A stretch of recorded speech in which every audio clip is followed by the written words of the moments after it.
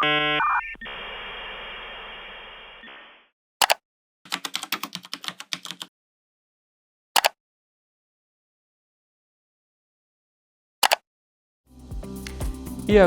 zlato nema dospijeće, nema rok trajanja i na atmosferskim uvjetima ne mijenja svoja svojstva, adekvatno se treba pohraniti zlato kako bi sačuvali good delivery status, ali kako bi ga sačuvali od krađe.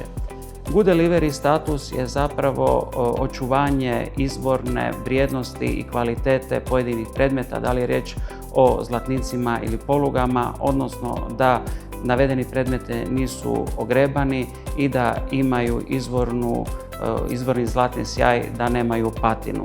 Zapravo investicijsko zlato se kupuje kako bi sačuvali sigurnost, ali i dugoročnu vrijednost našeg ulaganja, a ukoliko ga ne bi adekvatno pohranili, zapravo riskiramo da izgubimo ono zbog čega smo ga inicijalno i kupili, a to je likvidnost, sigurnost i dugoročnu vrijednost.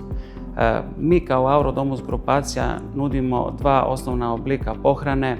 Jedno je zajednička pohrana, osigurana zajednička pohrana, gdje se zlatnici i zlatne poluge čuvaju u jednom zajedničkom sefu, odnosno prostoru, i druga je takozvana individualna pohrana gdje klijent zadužuje svoj ključ i ima svoj pretinac koji može biti osiguran do iznosa od 1.000.000 eura. U tom pretincu može čuvati svoje zlatnike, svoje zlatne poluge, ali i druge dragocjenosti.